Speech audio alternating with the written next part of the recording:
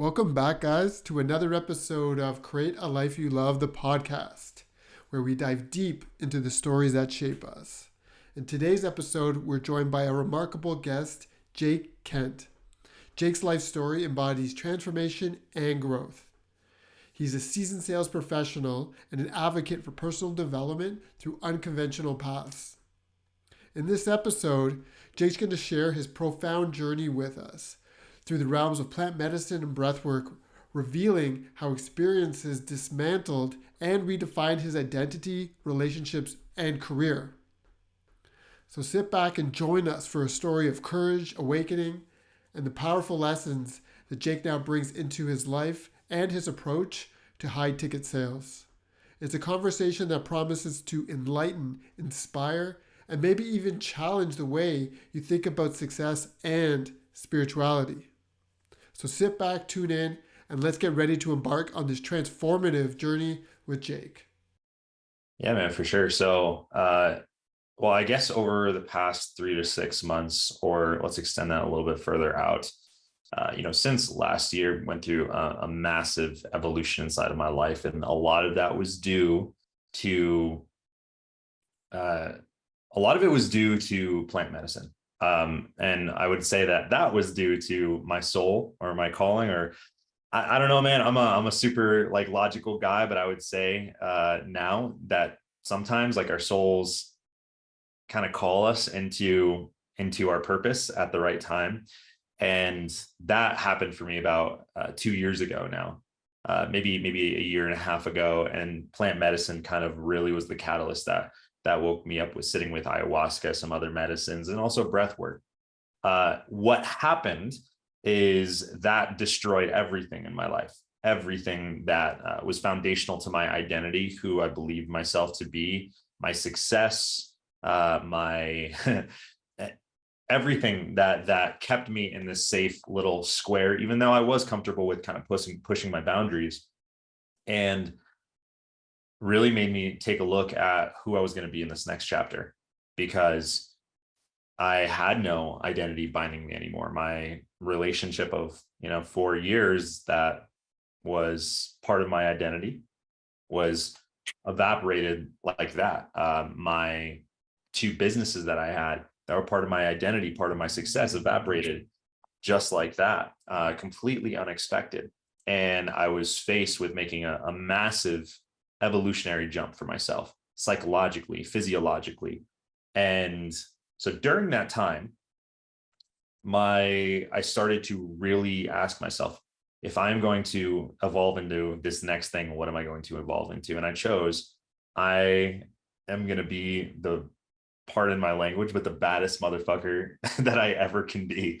I'm going to be the most, dominant. And I don't mean that in this kind of red pill masculinity type way, but I'm going to be the best version of myself that I can absolutely be. I'm going to step into every single one of my callings, no matter how much it scares me, how much it terrifies me, no matter how inadequate I feel. I'm going to put in the time, I'm going to put in the work, and I'm going to become truly excellent at everything that I do. So a lot of that on the work side for me, because it is a big part of my life, has been around really learning how to do behavior change inside of human beings. And for me, that translates into sales a lot. High ticket sales. How do we get someone in the state and ascend their identity within a short period of time from fear or the things that are constraints for them into, this is what I've always wanted to do. I've been scared. I'm ready to pull the trigger because I know I need to. So that's been a big focus of my life, getting people to make decisions that are in their best interest. And alongside that, because it's a spiritual journey, doing the same for myself. Sales is perhaps the most spiritual thing I've ever done in my life. And it is a direct reflection and mirror to myself at all times. So I'll give you that to go off of. There's probably 40 different kind of conversations you can start. So there's a lot to dissect there for sure. I find it interesting though, how you got into high ticket sales and you see it as a mirror of yourself as you were trying to grow, and you found it it was a spiritual journey for yourself. And now you're trying to take your lessons into sales. And I don't know how you can tap more into that, but maybe you could use it, use an example of how that kind of works, and like maybe an example of what you're selling, because it's a different approach than what I'm normally used to hearing, especially from the sales process. For sure, for sure. So for me, I say that every single conversation is spiritual because first, here's a tenet that I do believe, and you have heard me say everything that you do is how, or every no matter sorry, messed it up. How you do one thing is how you do everything, and I believe Yeah, everything is truly spiritual. The crap on the side of the street is equally as spiritual as the monk meditating up on the mountain because they're all manifestations of consciousness, and they are all parts of this world. If we believe, if a person believes God, source, energy, whatever, it is all interlinked. It's all interconnected, and that's part of my belief system. Maybe don't other people don't believe that, but taking that down into the microcosm of sales, here's the way that I honestly see it, right? Every single conversation is like me staring into the multiverse version of me. Like every conversation I have with somebody, whether they're my age, 10 years older, 30 years older, younger than me, are reflections of what my life could have been, might be. And I get to actively look at what is driving a person's behavior, someone who is very similar to me, because we are all so similar in the things that we truly want, the things we need, the things we're searching after. We're so similar, more alike than we are different. So I get to look at these individuals with no judgment, but truly listening to them. What is driving their behavior, for better or for worse? And ask myself, if I continue my current behavior, does it lead me to the same type of destination that they are at? If I don't change my behavior, does it lead me to the path that I want? Where am I lying to myself? Where am I honestly seeking truth? Am I willing to take the uncomfortable road of development, of the spiritual warrior, no matter the cost, seemingly like of my ego, whether that is my attachment to money or it is my attachment to a specific relationship, and instead say, I was born for a specific purpose, and I'm going hell or high water because that is my design. That is what I'm meant for. And every single conversation, I get to see an individual in a different part of their life, a different season, that's made a culmination of choices, that's let certain operating systems dictate their life, most people. And sometimes it gets them to what they want. Other times it prevents them. definitely. Yeah. So I see where you're going with this. It was like an internal journey for yourself to really understand who you are. And then in a sense, now you can bring that out in other people. I'm just trying to 100%. simplify it. But let's take a step back here, because you talked about a few different things about how your journey shifted. Talked about you Sure. did plant medicine, and I know breath work was also a big part of it. So what were you doing though prior to all that stuff? And like, was there a specific like inflection point that happened in your life that was like, okay, I gotta stop what I'm doing, I gotta pause, and I gotta reevaluate what I'm doing with my life. And then what happened after that? I'm assuming that led into the plant medicine, the breath work. And the last thing I'll just mention, because you did mention it was a 4-year relationship. So maybe you can touch on that. But I'm curious to know what you were doing before all that. Like I checked out your Instagram and stuff, and I know you're into CrossFit, and prior to that it was photography. But that's where it kind of ended. And I'm imagining like before all that, there was a lot going on that kind of drove you to where you are now. Oh, for sure. Well, there's a grand story. I guess I'll start. We all have grand stories, right? Yeah, It's you not that don't have to mine is like go into, particularly grand. yeah, don't Yeah, go into like every single little detail, if you will. But I think it's important to understand like where you were before, and then sure. you had some kind of inflection point, you had this transformation, and then where you're at now. It's a Yeah, good kind of journey to share. 100%. Yeah. So I guess I should start, with when I was in the womb. No, I'm joking. So prior to that evolution or transformation, I had spent probably about 4 to 5 years of my life building a media agency. So when you see the photography, that was those pictures like on my Instagram were a way that I would communicate. And for me, telling stories, communicating has always been something that has been important. So I spent 4 to 5 years building a media agency where the design of it was that we were going to essentially take the best of marketing and sales theory and apply it to the best of storytelling. So that way, every piece of content was driving people to action. So in a way, it's still like, I'm evolving and still the same things that I've always cared about. But, for five or so years, I was building that. And what led to that evolution was the fact that after 5 years, I was making more money than I had ever made before. And I had achieved certain kind of threshold markers in my own internal schemata of like what success and what happiness should look like in terms of financially. And I wasn't happy. In fact, I was getting more depressed. I was having thoughts that I haven't had since I was a teenager and very unhealthy mentally. Yes. And I was like, I don't know what's going on here. I am making more money than I've ever made and more than I ever thought I would ever make, more than my family has ever made in my entire life.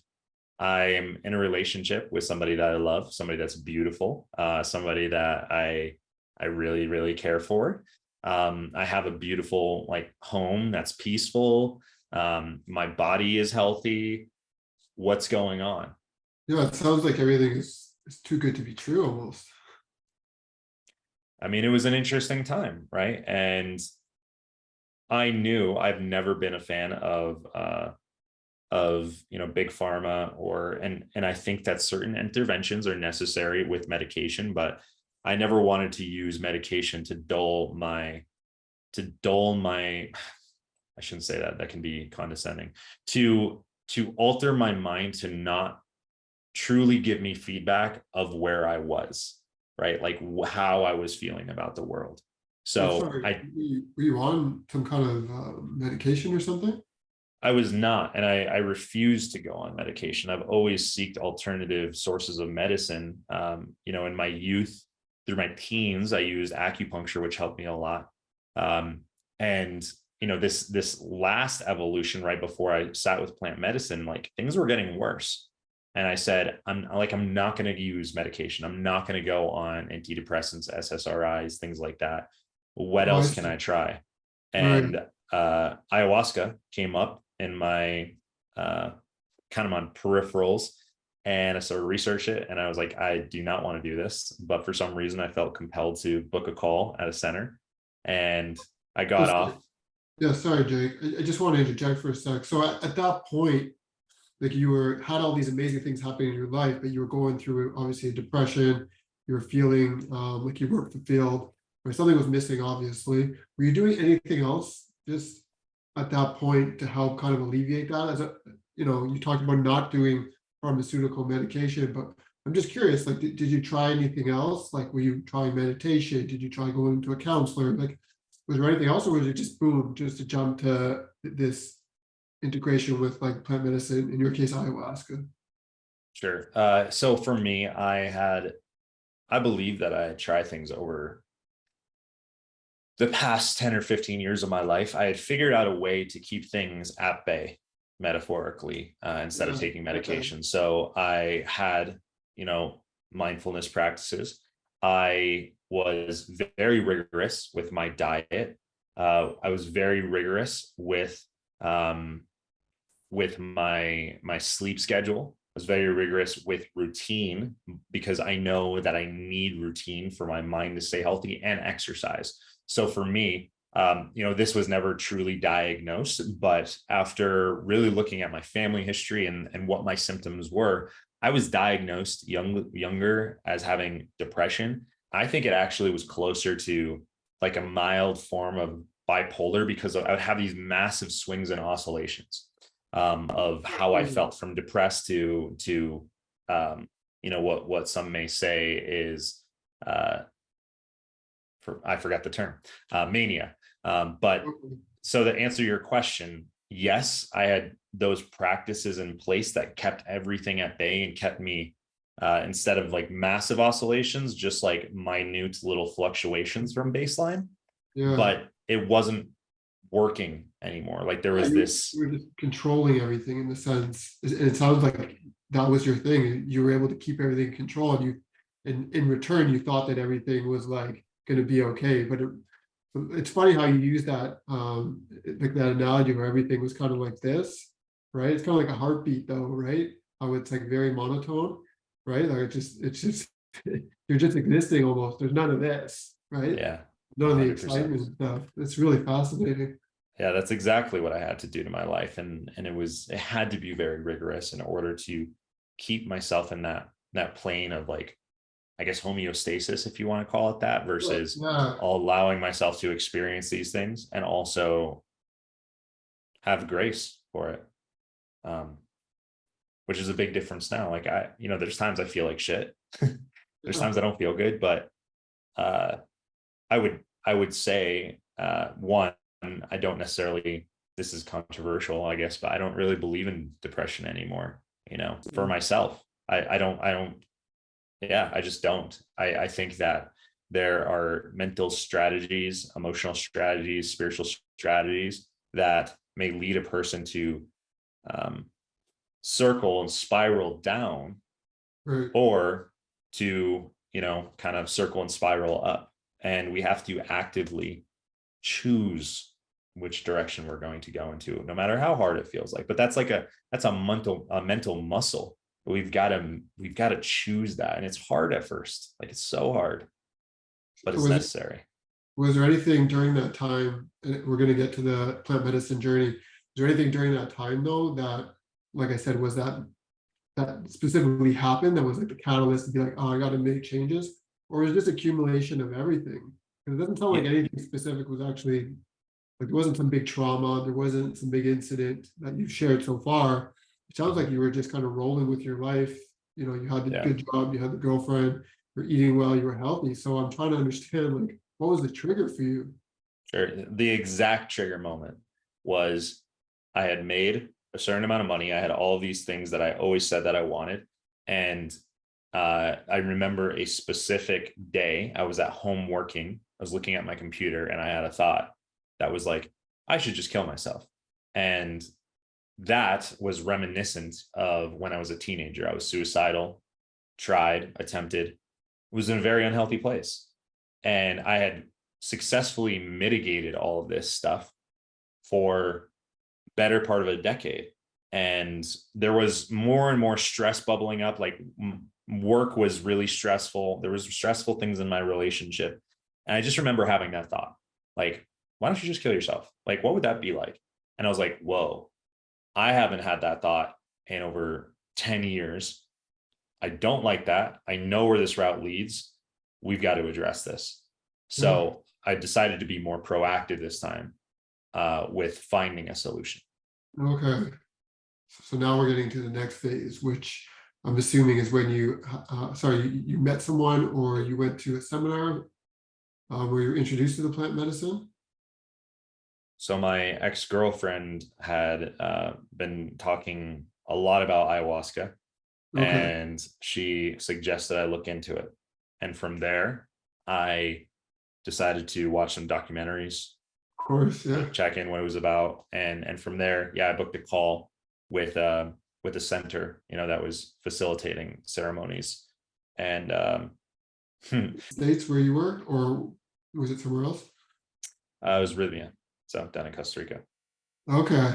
Amazing. of Yeah, course, yeah. That's where I went in April. So that's why I'm just like, it's funny how it's like Rhythmia seems to be a place of healing for so many people. for sure, for sure. It serves its place in the world, and what's happening with ayahuasca. It's a great place of transformation for people, I think, in the Western world that are starting to dabble into that space. It's Yeah, they do a definitely. good job of kind of bridging that gap. What year was this for you? Like when did you go? I went the last week in January of 2022. Okay. Oh wow. So this is just last year. Yep. Okay. Yeah. So continue. So you end up going to Rhythmia, and then what was the journey like from there? Hard. hard. I mean, everything. So if you went to Rhythmia, you probably remember this, but if anybody has not, so you do a full, well, I think 3 to 4 ceremonies during your week there. And as you leave in the van, they're taking you to the airport and a video comes on and it says, like, you may be wondering like what you need to do right now in order to change your life. But the fact of the matter is that you've changed. And because you've changed, the world around you is going to change. The energy, the way things respond and kind of interact with you is going to be different. So you don't have to do anything. You get to sit back and kind of watch. And I remember watching that and being like, yeah, I don't know about that. And 20 minutes later, I get a message. Well, excuse me. So I'm on my way home and I had 2 messages, like 2 things internally I knew I had to do. One is I needed to set better boundaries with one of my main client at my job, because it was not a healthy work relationship. And I needed to set some boundaries with my now ex. So I was like, I'm committed. I'm going to do both of these things. And as I'm typing out the message to my client, I get a message from him. I haven't talked to him in a week. It's my first vacation I've ever taken off of work in 5 years of working with this person. And he says, we're no longer working together. So instantly, one of my businesses literally goes from, doing over 6 figures a year to nothing, pretty much. Like there was some revenue, but basically nothing. So I'm like, okay, here we go. I don't know what to do about this, but just like, let's surrender and kind of watch what happens. And then a couple months later, my other business, which was bringing in a good amount of money, failed, like with 1 email. So I'm like, okay, cool. So now I'm at 0 money coming in the door. This is great. I went from making the most money in my life to nothing. And then 2 weeks later, my girlfriend, who I thought were great, it shows you how much I know, is like, yeah, I met this guy and basically I met this guy. I want to break up. I'm moving in with him within like 2 weeks. Oh my God. So it was. This is right after you coming out of your week-long experience at Rhythmia, right? That's what happened over the next 4 months. Yes. Okay. So Okay. business 1 fails immediately. Business 2 fails about like 2.5 months later. And then another month or so later, yeah, my relationship fails. So How did you feel about all that? I'm just curious, like not now so much, but back there when you were going through it, and just in relation to the experience you had at Rhythmia, because it's obviously a life-changing experience being there alone. You see a lot about who you become, right? You're trying to merge yourself back to your soul, if you will, and you're coming out of that. And I know from my own experience, I was coming out of that on a pretty big high. I was feeling like more connected with myself than ever. And I didn't come back and have all those things that happened to you in your life. So what was going through your mind? Like what were you feeling inside? well, as you correctly identified, everything in my life was before Rhythmia was about controlling it. Mhm. And control, one of the biggest messages I think we all take away from a plant medicine journey is you can't control things. You're along for the ride. So surrender is a big word inside of that community. And it was an active meditation of constantly surrendering. That being said, I did a fairly good job of surrendering or watching it happen and choosing into that process, with both my businesses kind of collapsing and saying, okay, something is coming. I'm going to trust this. It's going to be okay. With my girlfriend and that breakup, that was really hard and very traumatic for me. And by traumatic, I mean, I interpreted it in a traumatic way. It was very difficult. There was times where I did not want to be alive. Like I was in constant, like I was just in constant pain. I couldn't sleep. I couldn't eat. I couldn't this. I couldn't that. And I had over and over the thoughts, like if I knew this is what was going to happen if I went to go sit with ayahuasca the first time, because it felt like it was all linked. Like my life started just like falling apart immediately after. I was like, if I knew this was going to happen, I don't think that I would have taken this journey, because Oh, it was just wow.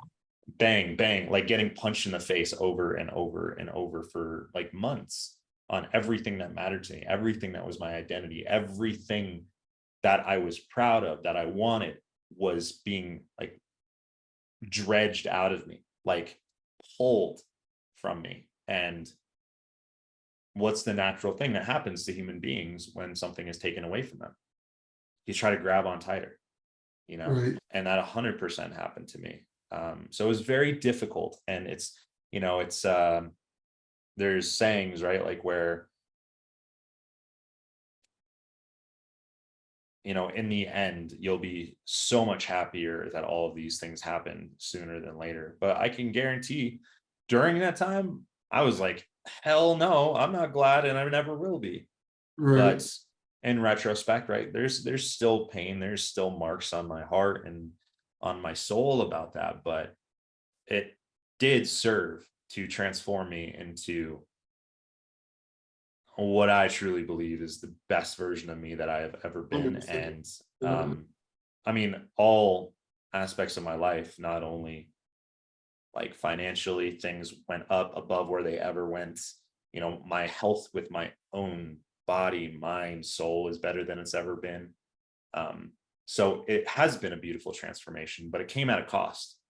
And I would never, ever like tell your audience or anyone that it's easy, because it's the hardest thing that you'll ever do. It's worth it, in my opinion, but it can be the most painful thing that a person ever goes through. Which is what specifically? Just this, an evolution, like Oh, I see. a catalyst in your life, where things start falling apart and you truly start to become yourself. It's part of the Right. hero's journey where things collapse. Yeah. And You need that though. I feel like you need that to go through those pains and to have those experiences to learn truly about yourself and who you are. Because otherwise, if everything is just going on a upward trajectory, you're never really going to be tested, right? You're never really going to be on the grind. You're never really going to face yourself. And I feel like going to rhythmia and working with plant medicine is a big part of that as well. It's just the opportunity to face yourself, and it shows you, as they say, it shows you what you need, not necessarily what you want. that is And I'm very curious true. now, so so after you came back that 4 months, was that the end of your plant medicine journey? And where does, well, I know where this fits in, but talk a little about where does the breath work come into the picture? So question one was like, where does plant medicine sit inside of my life now, right? Well, not Um, so bad. It's like because you said 40. I'm sorry, you said 4 months. You like that's when a lot of that stuff accumulated. And then what was the next step for you? Like, how did you kind of pull yourself back out of that? And what lessons were you learning through that to get yourself, back into the next chapter? so what, just to reiterate, like what, how did I pull myself out of the kind of that dark hole? Like Yeah. what had to happen? So, I mean, breath work was a portion of it. And it definitely allowed for some somatic release of the emotions that played a big role. The big parts that, the big things for me were a couple of things. So first was service to other people. When things aren't going well, or even when things are going well, one of the best ways that we can actually feel joy is by giving to others, by helping others. And breath work, that became my main way of giving back. Every single week I was leading classes here locally, and they grew and grew and grew and grew and grew, and did it straight for about a year, and watched a lot of people in their journey of healing just find peace, acceptance, integration of parts of themselves. So that was a very healing thing for me to watch um, other people go through this process, but also to take something about my pain, to take something from my Uh, past, and to to use that energy, whether it was anger, hate, rage, sadness, like any of these emotions that are uncomfortable to feel, and use that as fuel for good, right? Because the metaphorical difference between the hero and the villain in any story is actually what they choose to do with what has happened when they've been hurt.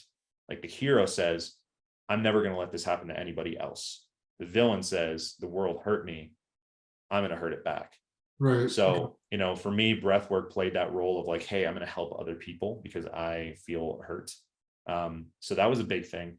And then the other side of it was that I knew that if I was going to go through this level of pain and like take the journey, not try to numb it with alcohol, drugs, or anything, but if I was truly going to accept it, in Fight Club, Tyler Durden says, like, as he's pouring like lye on somebody's hand and he has a chemical reaction, it's bubbling up his skin. He says, the other guy is like trying to escape the pain. He's trying to go to his happy place. And he says, this is the best moment of your life and you're missing it.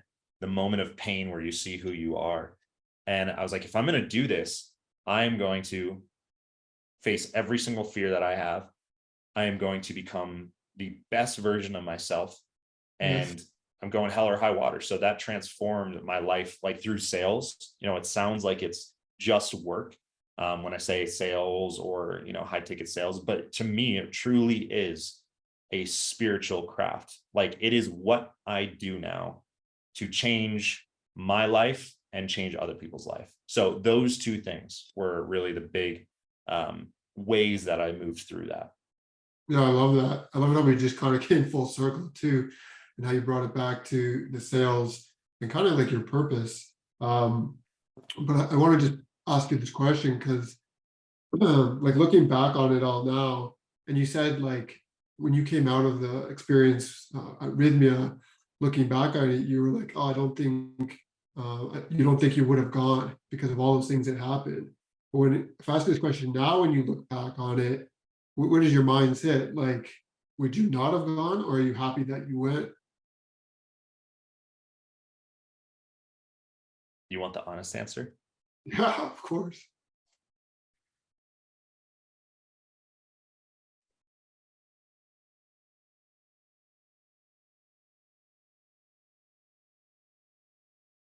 Looking back, I know it was necessary, but if someone presented me with the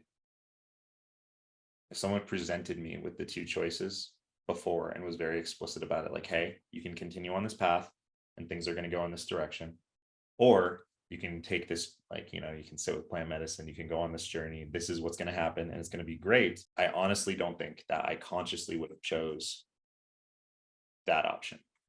I'm just being honest, because I don't think that my conscious mind would have been ready to face what was going to have to be faced. Oh, That being said, uh, because whether it happened to me, for me, maybe my spirit was called into it and it said it's time, I'm extremely grateful that it happened.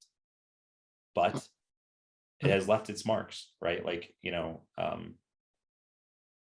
I think that like we often can look at a story of a warrior or a hero or somebody that's taken the journey and look at the rewards or the things that have come from that path and say like, wow, that's amazing, I would do that.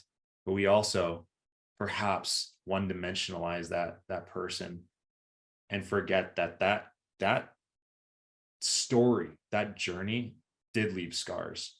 mhm. And I'm not painting myself as the victim, but it has left pieces of me that, like, have scars, right, from the battle. And that's okay, right? It's okay. I love those scars now, but they Yeah. are there. And I am grateful that I took the journey. I'm grateful I didn't have a choice. So was it worth it? Yes. I don't know if I consciously would have chose to take the journey if I knew it was going to entail, though. Do you ever reflect on like how you feel now versus how you felt prior to going to to arrhythmia? Because obviously you were in a dark place, Yeah. and I'm curious, like, how does that compare to where you're at now? Oh, it's phenomenally better. And Yeah. it's Mhm. something that I do see those differences. But you know, the interesting thing, this is like part of human psychology, is like we always reflect on the good of like the past and we forget about the bad a lot of times. Like we get That's what I was saying. nostalgic. Yeah, Yeah. that is where you learn so much about yourself, right? Yeah. Those are when like you can learn it and when good stuff is happening as well. But through my own experiences and my own past, I think where I went through my most challenging times is where I've learned the most about myself. Well, what would you say is like your most challenging time? Oh, you're gonna flip it on me now. Well, I'm curious. Yeah. You know, my story is not too different from yourself, to be honest. But I would say probably from the age about 18 to 24, 25, 26, 27, in Mhm. that kind of time frame. I dealt with a lot of things that definitely changed my trajectory. And, you know, my own plant medicine journey and my own self-development journey didn't happen until, let's say it started in about 2015, 2016. And then I didn't even, like, plant medicine, I just, you know, I've dabbled with psilocybin and mushrooms in the past, but ayahuasca I just tried a month ago or 2 months ago now, Wow. right? I'm 47. So it's like, so a lot of things that you're saying is just very relatable. And, you know, when we started this podcast, to be honest, I wasn't sure where it was going to go, but I'm really happy with where it ended up. And I think your story is probably not so far different from a lot of other people, right? Having a career, having a job, you know, having the money, right? Even having the girl, like everything looks great on paper, but inside it's like, you know, something's off and something's missing. And that whole journey you went on, like, I don't know, man, it obviously transformed you. And it seems like you're doing a lot more service now for people, even through your job with sales. Like the Mm. breath work obviously speaks for itself, but I question or I wonder if you were to continue on that same path, like would you even have had the opportunity to find breath work and to service people in this other way?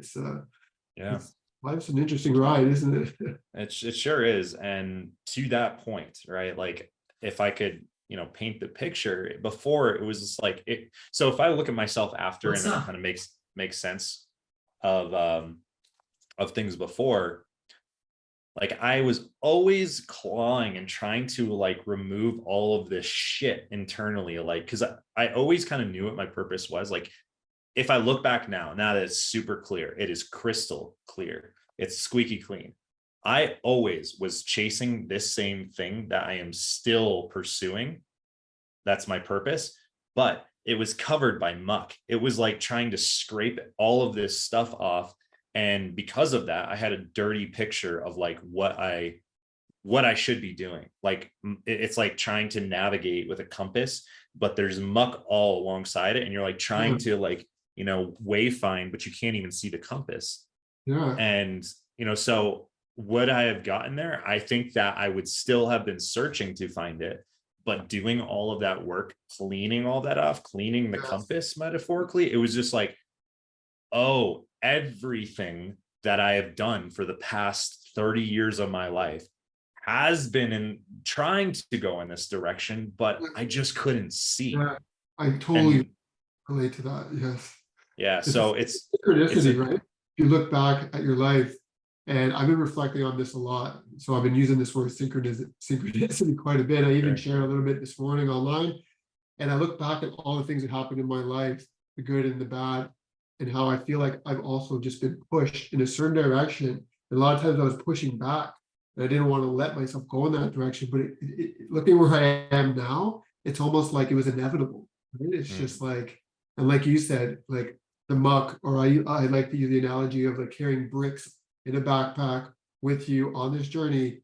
And at some point, and I guess maybe you can relate to this, it's like you put down that backpack and you just keep going on the journey and you just feel so much cleaner, like you're saying, or lighter. Like it's such a beautiful, profound experience. 100% it is. And I'm really excited for you know, your for my journey to continue. I'm also excited for yours, you know, because Thank you know, you. not to talk down, but like being only a couple months in, it's like they say, right, like you're integrating this stuff for a year. And I don't know about you, but like, after a month or two, for me personally, I was like, no, I've kind of like integrated it all. Like I've got the message and all that kind Yeah. of stuff. But looking back, over a year now, I'm like, wow, no, like it really, like you integrate this stuff over a long period of time. And I'm excited for your journey and how it changes you from the inside out, the decisions that you make, the trajectory changes in terms of your relationships, in terms of your work, because, going back to that thing, bringing it full circle again, how you do one thing is how you do everything. How you show Right. up on this call is going to be how you shows up in your, romantic relationships. How you show up in your work and your relationships to it is going to be how you show up to the person that you get coffee from, and that's the beautiful work, is like you and I and everybody else this is kind of cheesy, but waking up to these truths has the opportunity to truly do good in this world. And all that it takes for evil to prevail is for good men and women to do nothing. So it is our moral imperative to bring this, in my opinion, to bring this into every single part of our life, every single conversation, every single step we take. Yeah. Oh, I love that. So let's just, I have a few notes here and we'll just kind of reflect a little bit on the conversation, some of the lessons that popped up, Sure. and then we'll kind of cap it. So what I've got here is a few different things, and you can kind of chime in as well. But it seems like for someone going through any type of transformational journey and getting to a certain part in their life, they have to recognize the fact that they have to let go. And it sounds like you have to let go a little bit of control, right? For you to kind of extend, your reach a little bit to going outside your comfort zone, if you will, and trying different modalities to kind of heal yourself and continue on your journey. Which brings me to the next point, which is awareness. And obviously, when you're having those certain thoughts, that awareness kicked in, right? That you're having suicidal thoughts, you've been down this road before, you knew you had to do something about it. You didn't just kind of suppress it. My own experience, again, I've been there where I just kept suppressing to the point where I finally had to do something about it as well. Mhm. And I think there's two last things. One is acceptance. And I think that's a huge thing in any chapter of your life, is understanding that you can't always change what's going on, but you can accept it. And come with acceptance comes with a lot of clarity. And the last part is just basically, which is again a little cliche, but it's just taking that darkness, those dark times, and being able to transition it into light for other people. And I feel like that's kind of my reflection. Like that's what I've taken away from this conversation with you and your journey. Would you say that's kind of a good kind of summary, if you will? I think if it's a good summary for you and what you take away, then it's absolutely Yeah. perfect. I'll Yeah. leave two more personal nuggets, and this is just stuff that I'm thinking about. If it connects with somebody, great. If not, they can throw it out. But one, surrender was a really hard concept for me because I was used to controlling everything in my life, and it changed. It became much easier when someone reframed it for me. Surrender is not giving up. It's not the warrior on the battlefield saying like, I give up, it's over. Surrender is actually melting into something greater than oneself. It's allowing yourself to lower your boundaries so that way you can actually become part of something greater. That Yeah. was big for me. And number two, to the point of like, hey, taking darkness and transforming it into light. A Mhm. lot of people um like want to focus on good vibes and good emotions and all this kind of stuff. I agree. However, if life gives you anger, rage, sadness, pain, it is still fuel that is useful, not forever, but for a time being. That can be the nitrous oxide that transforms your life. So instead of trying to escape from it, all of these negative emotions, feel them, Embrace them, use right? them, Yeah. embrace them, and channel them, harness them like you're strapping yourself to a freaking rocket for Right. transformation. So that way you can achieve escape velocity from your current life, because it Mhm. takes momentum to break out of patterns, to break Yeah. out of operating systems, And often not often, you need powerful emotion. And that can be negative or positive. Use the anger, use the rage, use the grief as a reason to change. So those are my two last insights. Oh, those are amazing. And I'll just kind of throw in two books actually. And the reason why I share this is because maybe someone will get something out of it. And what you're talking about, I'm sure you're familiar with David Goggins, but in his book, I forget what it's called. Can't Hurt Me. Can't Hurt Me. He talks so much about that, and that's what he did. Everything that he went through when he was a kid, up until when he went into the army, when he identified all that, he used all that as fuel, and nobody could hurt him, nobody could touch him, no one could break him. So Can't Hurt Me, that's a really good book. We talked about surrendering quite a bit. The other book I would recommend is Surrender Experiment. Have you read that one as well? Oh, of course. Yeah. Both fantastic books. Yeah, so those are just two books for whatever popped up. I feel like it was worth sharing. Maybe somebody hasn't read them and get something out of it. So let's leave it with this. You didn't mention exactly where you're located. I know you're doing breath work and you're doing a lot of other things. So people want to check you out, follow you online. How can they do that? Where are you located and where are you facilitating breath work? Yeah, for sure. So I've been in Salt Lake City, Utah for the past 3 years. I'm actually going nomadic, so I'll be everywhere. I'll be in Bali, South Africa, everywhere. I'll take these practices with me. Yep, so that's starting in August. But best place to reach out is on Instagram. You can add me on Facebook, but my Instagram is Jacob_T_Kent. I'm sure if this is posted places, we'll have the direct link to that. But reach out, connect. You want to talk about life, you want to talk about story, breath work, pain, ayahuasca, sales, whatever, reach out. Super friendly guy. So looking forward to talking to anybody that sees this.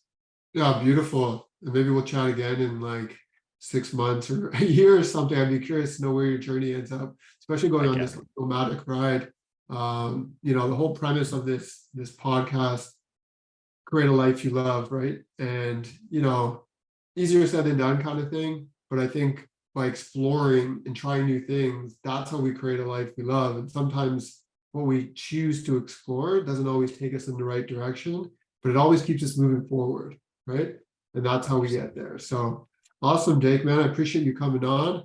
And I'll chat with you again soon. You bet, man. Take care.